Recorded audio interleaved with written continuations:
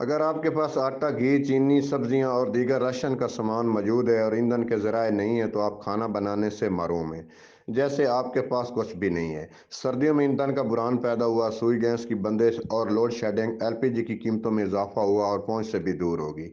देहाती लोग ईंधन की ज़रूरियात पूरी करने के लिए खेतों में दरख्त और लकड़ियां काटते दिखाई देते हैं। ਦਾ ਜ਼ਰੀਆ ਜਿਹੜਾ ਹੈ ਉਹ ਲੱਕੜੀ ਦਾ ਹੈ। ਅਗਰ ਤੁਸੀਂ ਟਾਲ ਤੇ ਜਾਂਦੇ ਹੋ ਤਾਂ ਉੱਥੇ ਜਨਾਬ ਸਾਡੇ ਕੋਲ 1000 ਰੁਪਏ ਤੋਂ 1500 ਰੁਪਏ ਤੱਕ ਮਣ ਲੱਕੜੀ ਹੋ ਗਈਆਂ, ਜਿਹੜੀਆਂ ਕਿ 1000 ਰੁਪਏ ਕਮਾਉਣ ਵਾਲਾ ਬੰਦਾ ਜਿਹੜਾ ਉਹ ਅਫੋਰਡ ਹੀ ਨਹੀਂ ਕਰ ਸਕਦਾ। ਸਾਡੇ ਕੋਲ ਘਿਓ ਵੀ ਹੋਵੇ, ਆਟਾ ਵੀ ਹੋਵੇ, ਦਾਲਾਂ ਹੋਵਨ, ਲੇਕਿਨ ਅਗਰ ਸਾਡੇ ਕੋਲ ਅੱਗ ਬਾਲਣ ਵਾਸਤੇ ਕੋਈ ਸ਼ੈ ਨਾ ਹੋਵੇ ਤਾਂ ਅਸੀਂ ਖਾਣਾ ਨਹੀਂ ਤਿਆਰ ਕਰ ਸਕਦੇ। ਇਸ ਵਾਸਤੇ ਅਸੀਂ ਦਿਹਾਤੀ ਲੋਕ ਆਪਣੇ ਦਰਖਤ ਕੱਟਨੇ ਆ, ਆਪਣੇ ਜ਼ਿਮੀਦਾਰ ਭਾਈਆਂ ਕੋਲ ਜਾਂਦੇ ਆ। ਉਹਨਾਂ ਦੀ ਮਿਹਰਬਾਨੀ ਹੈ ਜੋ ਸਾਨੂੰ ਫਰੀ ਦੇ ਵਿੱਚ ਦਰਖਤ ਦੇ ਛਾਪੇ ਵਗੈਰਾ ਟਾਹਣੀਆਂ ਦਿੰਦੇ ਨੇ, ਜਿਹਦੇ ਨਾਲ ਅਸੀਂ ਹੁੱਕਾ ਵੀ ਆਪਣਾ ਬਖਾ ਕੇ ਆਪਣੀ ਰੌਣਕ ਜਮਾ ਲੈਂਦੇ ਹਾਂ ਤੇ 2 ਵਕਤ ਦਾ ਖਾਣਾ ਜਿਹੜਾ ਉਹ ਵੀ ਆਪਣੇ ਬੱਚਿਆਂ ਨੂੰ ਤਿਆਰ ਕਰਕੇ ਦੇ ਲੈਂਦੇ ਹਾਂ। हवाले से देहातियों का कहना था कि सुई गैस की लोड शेडिंग अरूज पर बाज़ इलाकों में सुई गैस है भी नहीं।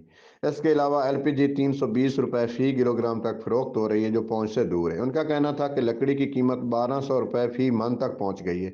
देहाती कहते हैं कि हम खेतों में जाते हैं, वहां से दरख्त, लकड़ियां और टीनियां मुफ्त काट कर ले आते हैं और बतौर ईंधन इस्तेमाल करके खाना बनाते हैं और अपने बच्चों को खिलाते हैं।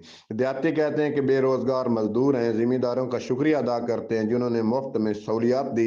हमारे बच्चे ईंधन की वजह से भूखे नहीं सोते। कैमरामैन गुलाम अब्बास के साथ नासिर अली कारब, सच टीवी, बुआना।